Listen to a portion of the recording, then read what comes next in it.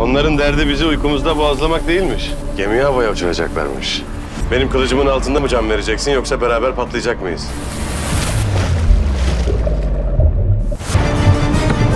Babanın canına kastedenlerin sülalesine bir evlat vereceksin. Antoine, ben kimim biliyor musun? Hepinizi teker teker öldüreceğim. Bir daha bu meseleyi açarsan sana son kez baba demiştiğim bu olur.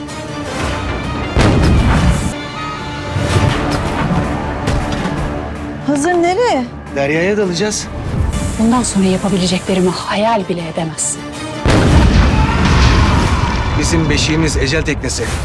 Gemi sesleri de ninnimizdir.